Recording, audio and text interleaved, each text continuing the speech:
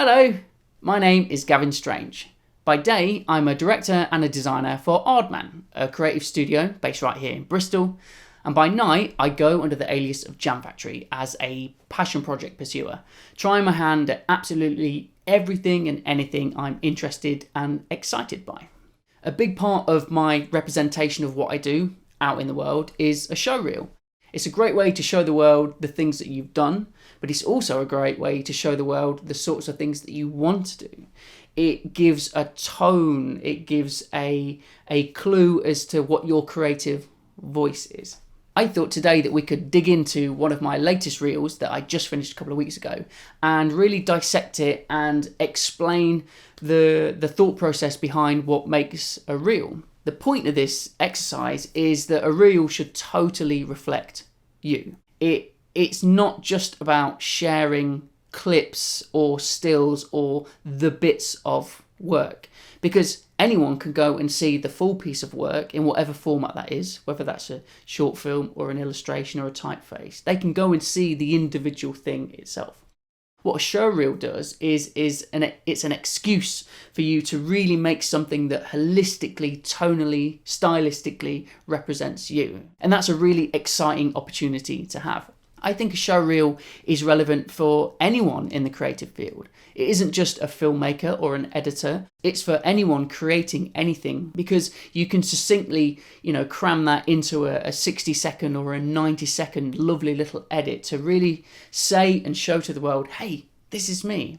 More than ever, every platform that we use is visual. It's never going to be a bad thing to bring your work to life as a small edit. Even just to go alongside your website or on your Instagram feed or whatever it is, there's going to be a place for you to show and share your work as a condensed reel, that's got a great piece of music and it's got a great editing style. But before we go into all of this, let's, for a little bit of context, have a look at the showreel that we're going to dissect. This is my latest 2020 showreel that I finished a couple of weeks ago, and let's have a little look-see with our eyeballs and then we'll dig right into it. Let's do it.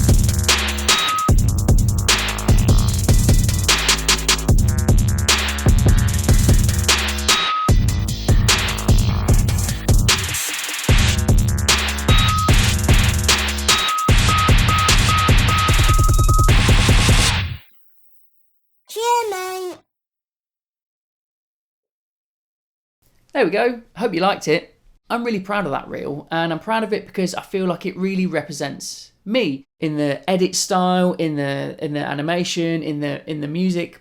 It gets across the kind of energy that I want to share with the world. It's the kind of energy that I'm saying, this is the sort of stuff I love to make. I hope you'd like me to make it for you, because that's the point of a reel, right? You're showcasing what you can do with the rest of the world. Everything that we're going to dig into now is only, it's only my experience of me sharing the way I work. But hopefully by dissecting my reel, you'll discover stuff that you definitely don't want to do and things that you absolutely want to avoid. But you also might see something that you think, okay, yeah, maybe I could try that.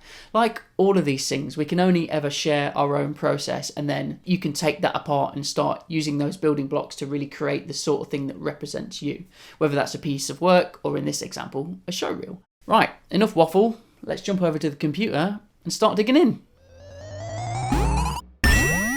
Length of your showreel is one of the hardest things to crack, and it's probably the thing that you should start looking at first, because if you get that parameter set and locked, then you know what you're working to. I really recommend to keep a showreel between 60 and 90 seconds. 2 minutes kind of at a push, but if you can condense it and you can say and share a feel for the kind of work that you want to make within 60 seconds, then you're golden. That's great. It's going to be hard work to keep it tight because you want to include that shot, you want to include that piece of work, and you worry that actually if you just include that shot, then it doesn't give context for the rest of it.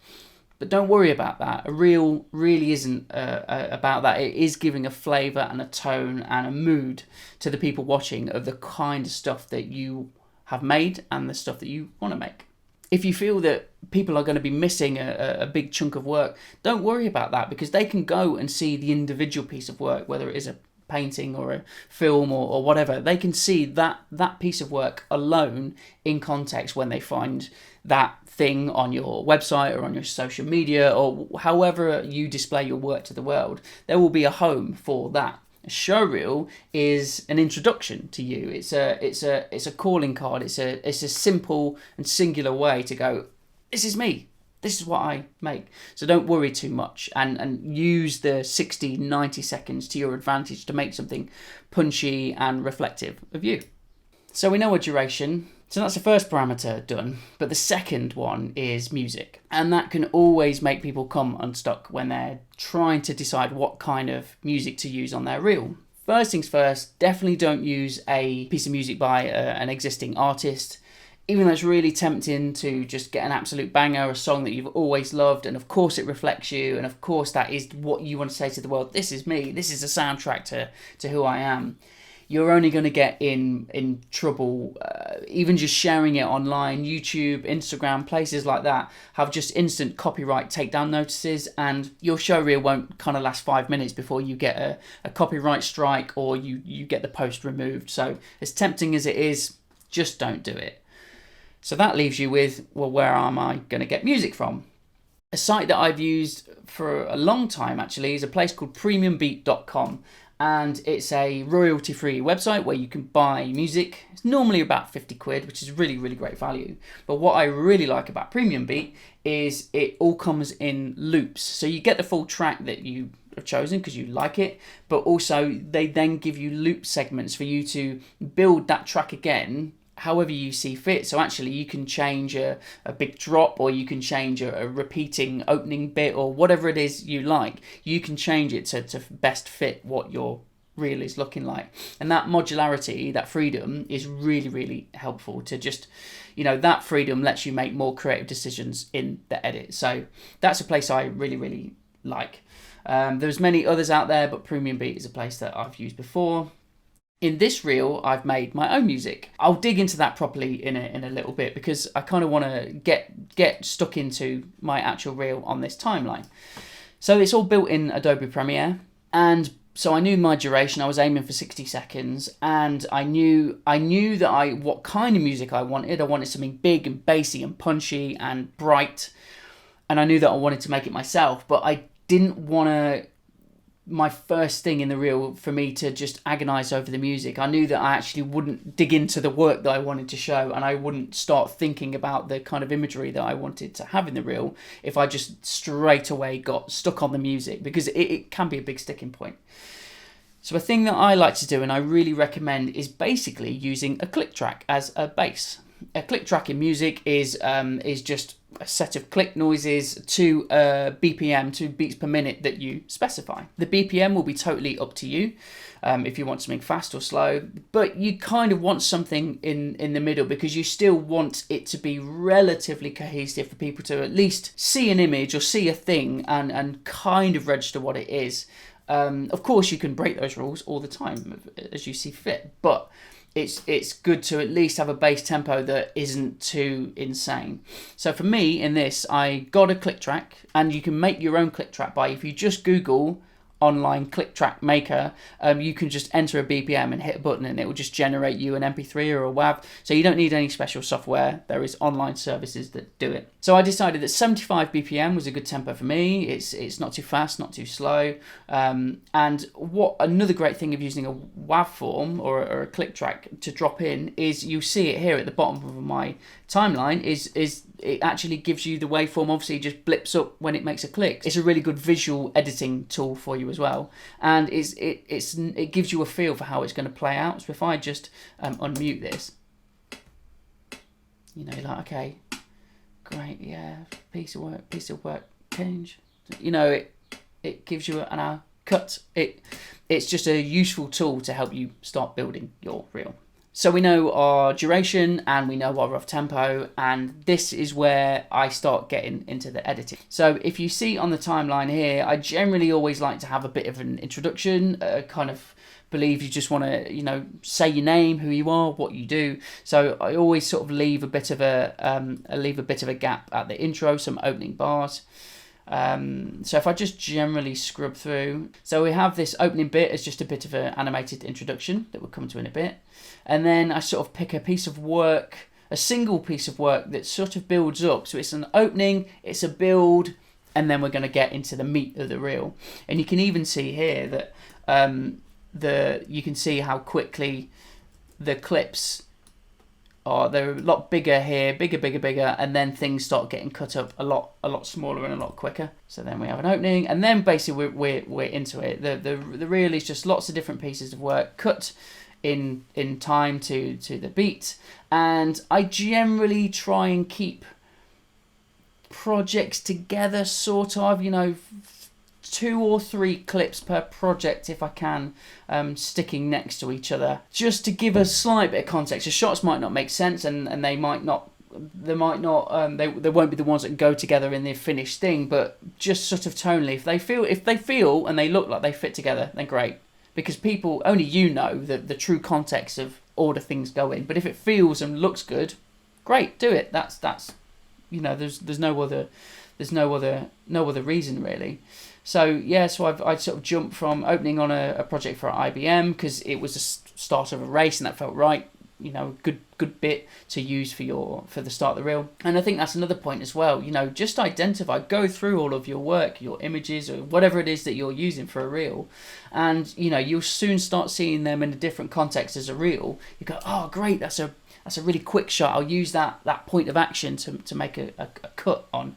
That's the fun bit. That's a really fun bit of editing, sort of seeing that footage for what it could be. And so you'll see here in the timeline, all these blocks are quite big, right? They're sort of, okay, they're longer chunks. And then I sort of switch it up about halfway through, 35-second mark. Look how quick all of these things are. I really start cutting it up and build the energy, basically. I want to build all the way up until we get to the end of the reel. And if you see that, you know, there's a good 6 seconds devoted just to the end of the reel. I think that's it. Like any good piece of film or anything, it's just having a bit of timing. It's an intro, it's a build, it's the bare, you know, then you're in the main bit of the reel, and then it builds and it builds and it builds and it builds and it stops. And especially if you're keeping it to 60 and 90 seconds, that's punchy, that's engaging. Hopefully people are just going along with it. So that's the bare bones of the reel. It's lots of different projects, and I basically just put everything out on the reel. I gather everything in folders, and I basically just start scrubbing through. I just have a little look, just scrub through, see what's interesting, see what works, see what doesn't work, and then just start dropping it on the timeline, and then trim again, and keep moving bits around. So once I've got the timing done, I've got the edit right, then it's over to jazzing up a little bit, and I do that using Adobe After Effects. And how I do it in Premiere, and I'm sure everyone does it like this, but I often just duplicate the clip again on top of itself. Oops, hello, can't use the keys. And then I'll click, right click and replace with After Effects composition. So that's the Premiere meat, and now let's jump over to After Effects and have a look at the little bits in there. So we're in After Effects now, and I used After Effects mainly for the introduction because I wanted something unique and I wanted something new. And obviously the technique for how you display your introduction is totally up to you, but After Effects is my weapon of choice. There's one thing in particular that I wanted to share about After Effects, and it's a really, really useful plugin. It's really useful if you do a lot of vector work in Adobe Illustrator and then you want to animate it in After Effects, because sort of designing everything in Illustrator and then bringing it into After Effects is always a bit of a chore. It takes a long time. But there's this great plugin I use called Overlord over here. And what's awesome about it is I design my frames in Illustrator, so 1920 by 1080 full HD. And instead of sort of splitting apart the whole document and then importing it into Illustrator, I install Overlord. I think it's from Battle Axe. That's it. It's from Battle Axe. And you install it in Illustrator and you install it in After Effects at the same time, and it's basically a link. And so I can create a shape, vector shape in Illustrator, place it exactly where I want on the artboard, hit this button in Illustrator, and it pastes it straight away as a native vector layer here in After Effects. And it just saves so much time exporting, but also just lets you have all the power of vector layers, so I can scale things really, really big and sharply and smoothly, which is really important for me in After Effects vector stuff. So Overlord is a really great plugin. There's not an awful lot to say here in After Effects. It's just a little peek at my big messy layers of lots of different things, and it's all very, very simple. It's lots of squash and stretch animation, animating the position and the scale, and using a lot of line width stuff to just make everything bright and punchy. But for you, I think it's just useful to sort of have some way to think about displaying who you are and what you want to say. It's like anything. It's a showreel as an introduction to you. So I often just think about it in the same way and think, okay, this person watching has never met me. They don't know who I am, but I want to make a good impression. So for me, I wanted to reflect that and have something bright and punchy, and I wanted it to say my name, and I wanted it to have my little icon. So, I mean, mine's really blatantly obvious. It says, my name is Gavin Strange. I go by the name of Jamfactory, so I've got a Jamfactory icon, and I say director and designer. I found it quite important to just kind of state what people are going to see in this reel. This is my stuff I've directed and I've designed. So yeah, just sort of thinking about what your audience is, and don't make too many assumptions thinking that they already know who you are or what you've done. It's always good, I think, to just assume people know nothing and everything is new, and here is the impression that I want to make. And so that's what I wanted to do with this After Effects reel. Before we jump on to the last bit, which is the music, I just wanted to dig into a few little bits down here, these extra little bits, which are just extra little sound effects that you heard when you saw the reel earlier. Just some little accentuations for the motion graphics. I used a tiny little bits here, so when you heard the engines of the cars start up in the movie, I brought in a little bit of that. I brought in a couple of impact hits here for when the spaceship hits the dunk dunk, hits the star field.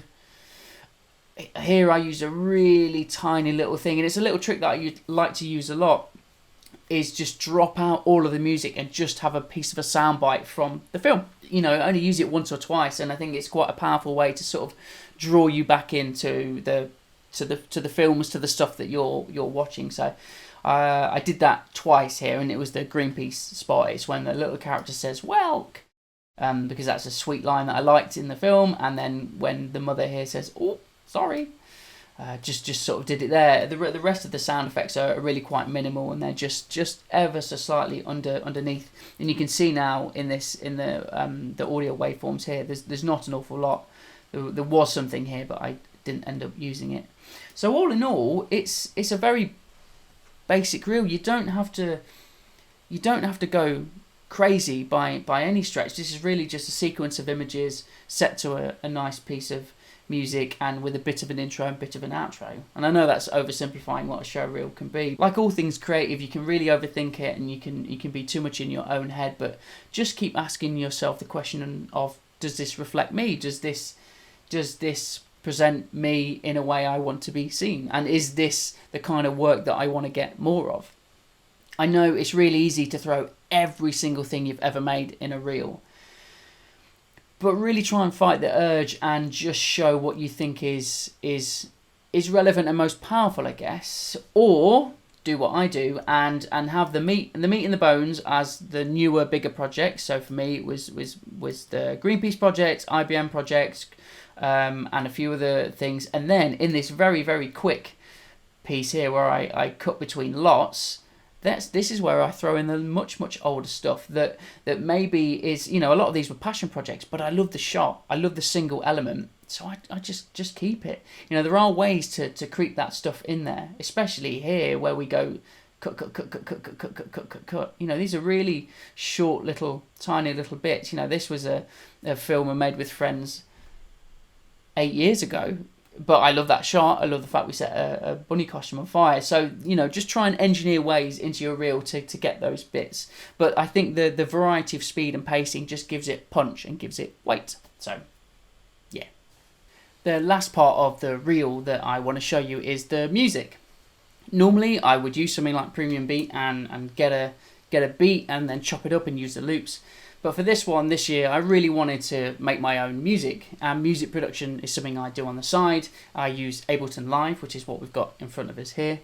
And I really wanted to think, right, okay, I'm going to rise to the challenge. I'm going to try and write a piece of music that perfectly encapsulates the same feeling as the visuals. I want the music to do it too. Trying to be smart about it, I thought the best way is to dissect something that I'd already used before. So a beat I used on my previous show reel, I really liked the tempo, I liked the way that edit came together, and I thought, well, I'm not going to try and reinvent something that doesn't need reinventing. So that tempo was 75 BPM, so okay, I'll make my music 75 BPM. And I listened to the kick and the snare in that, and sort of where that landed, the boom, but that boom, boom, that felt really good, and I thought, okay, well, don't throw that out there then. Okay, the snare is on that beat, sort of use that as a bass, and I kind of used that tempo and the kick and the snare as a place for me to start. A piece of hardware that I really like to use is this thing, MIDI Fighter 3D by DJ Tech Tools. It's a 16-button MIDI controller with 4 different banks, and I use it as just a tool to help me create. So, for example, the kick and the snare. That was just a tactility of having a piece of hardware to do it was really helpful. So I use this an awful lot in just sort of creating and laying down ideas and foundations. Getting the melody right was something that took a really long time, and I had to send a lot of messages to a lot of friends who were fantastic musicians, just trying to get a bit of help and advice, because I could write beats but I couldn't flesh it out and expand it. I was just coming up against a brick wall, and I'm really glad I reached out and asked these people probably an awful lot of stupid questions, but I just wanted to learn and I wanted to know more, and so I went round and they gave me some advice and some places to look and learn online until I came up with a melody that sort of carried you through the whole track. And that's what happened in the previous showreel that I bought this piece of music from, Premium Beat. You know, it had a great melody that sort of carried you through, and mine just was really lacking, and the beat was good and bassy and heavy, what I wanted, but it didn't carry through like that other one did. And of course, that's a professional piece of music, and you have to be kind to yourself when you're doing things like this, and when you're getting frustrated with when you're hitting walls. But of course, you also need to recognise why you're hitting those walls. It's a natural thing, and don't beat yourself up about it. All you can do is take a breather, take a minute, ask some questions, and then come back to it. So that's what I did with this melody until I got to... where is it? This melody here. And I was just trying to experiment, just trying to throw things out and just go, okay, just play and see what happens. And then I think I came up with this.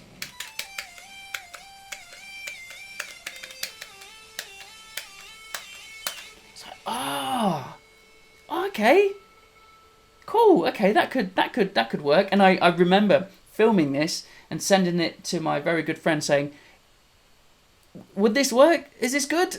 And he gave us some pointers and some tips, and he was like, yeah, man, that'll do it. So it was really nice. It was like a real creative process in itself to go through the frustration, the upset of what you can and can't do, and then go, no, I'm not going to give up. I'm gonna go forwards. And to top it off, the final thing that I wanted was I just really wanted it to be me. I wanted it to reflect everything that I love. And so I sampled my son. My son Sully is 3 years old, and he just loves anything creative, and he loves just coming in here and having a little look at what's going on.